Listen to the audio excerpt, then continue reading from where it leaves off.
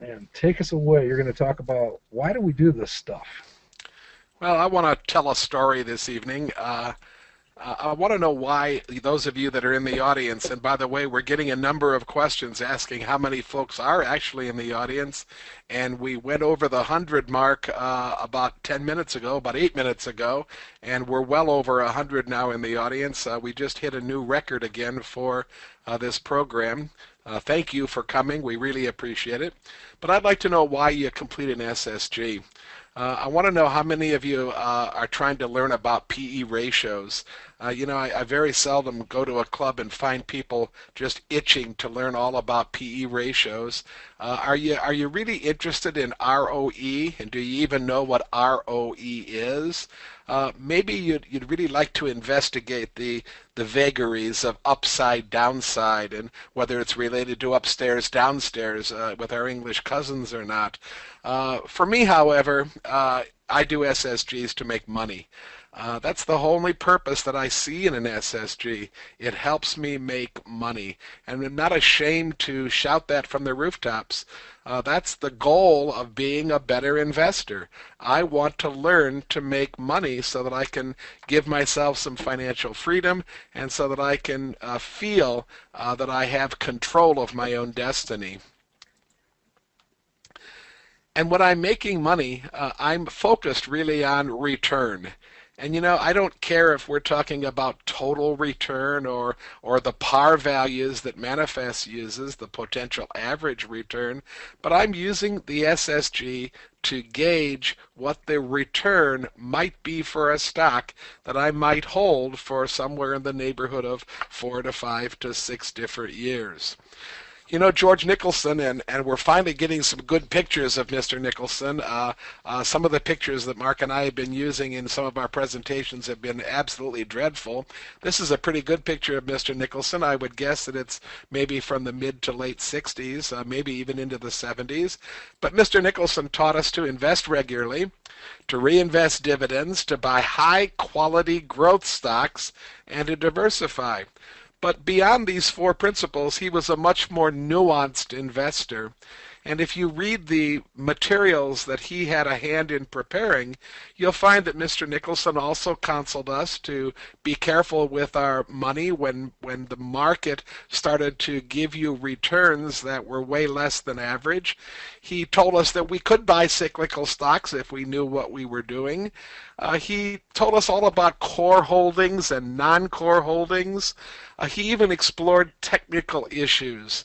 And all of these things have become anathema to so many better investors that I feel it's important sometimes that we remind our community that Nicholson took us a lot further than a lot of better investors have been willing to go in the last 12 to 15 years.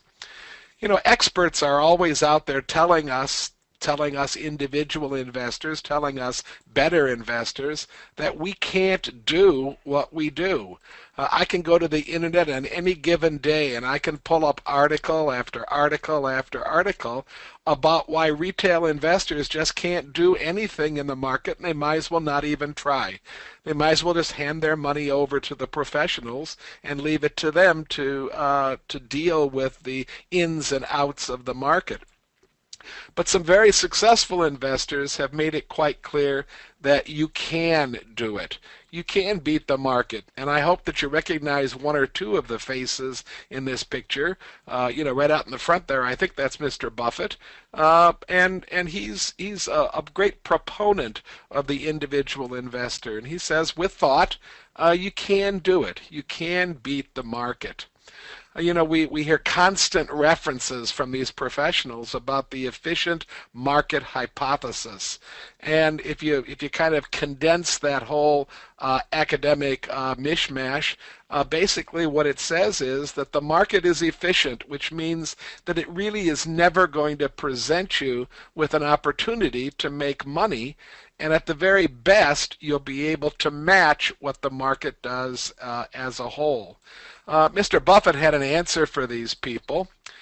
You can read as carefully as I do, and I've added the circles around the them and the they because that's the people that he's talking about. His point was that even though the market is frequently efficient, it's never always efficient.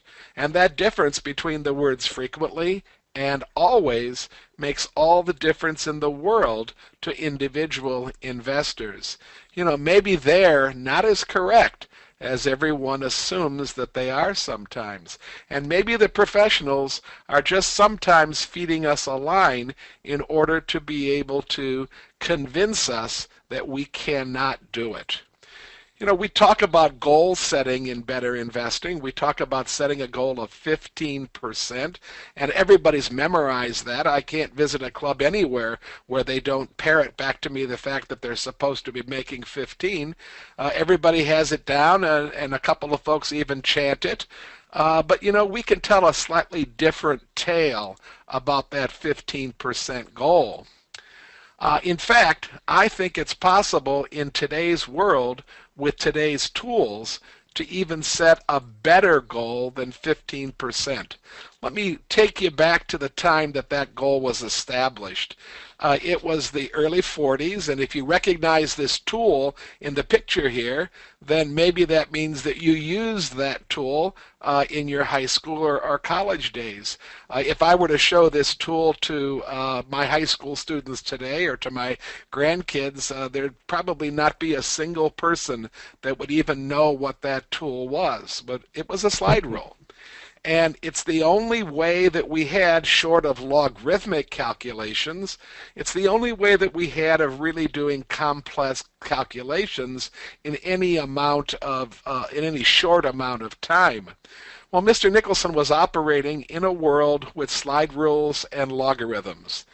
And to come up with market averages on a yearly basis was a pretty big task.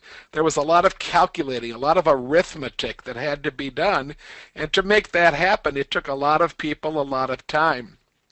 I think Mr. Nicholson was pleased that he could find averages that went over an entire year, and that he could see that on average, over a fairly long period of time, and at the time he was doing it, we might refer to something in the neighborhood of 60 or 70 years, that on average the market was returning about 10%. Now, there were years when it was doing much, much better and years when it was doing not nearly as well. Remember that his history would have included the Great Depression, would have included some other recessionary times in the early 1900s and late 1800s. But Nicholson was looking at the data and he saw that the markets could return, on average, 10%. And he decided that a noble goal would be then to return 15%, to go 5 better than the average. That's where our 15% really came from. It was kind of a wild guess, and if you read some of Nicholson's papers, you find that if you interviewed him maybe a few years after he set this goal for investment clubs, he'll admit that it was kind of a robust goal, kind of a frisky goal for him to set, and it was a goal that a lot of folks would have a difficult time reaching if they were going to try to hit that goal on an every year basis. Now, you know that Value Line also tells us how fast the market is growing, and Value Line has it down to a science so that instead of giving us a 68-year average, Value Line is able to tell us what the appreciation might be for the 1,700 stocks that it covers, and it's aiming 3 to 5 years out into the future. Here's a screen capture a couple of weeks ago where Value Line was telling us at that point that the appreciation potential was 55%. Well, think about that. If the appreciation potential is 55%, then we're not going to be doubling our money 3 to 5 years into the future. In fact, if you wanted to double your money, that appreciation potential that Value Line is talking about would have had to have been 100%. But this whole idea of double your money came a little bit later. 15 was the number, was the goal, and Value Line's taken that down to a yearly number now that we can take a look at. Without actually going into the specific scientific arithmetic, because it does involve fourth and fifth roots. Value line's 55% going out about 4 years means that the 1700 stocks will grow at about 11.6% per year. And that's just a little bit faster than the long-term average, and remember that was about 10%. Notice that on that same block from the value line sheet, in 2009, on March 9th, 2009, notice that value line told us that the market appreciation was 185%. Well, that translates to a number at about 30% a year. And notice that value line also tells us that on the 13th of July 2007, the appreciation was about 35%.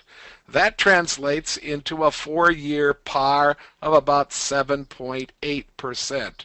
So value line's giving us some yearly numbers, and we can read them. We can do the mathematics and interpret them to give us yearly values.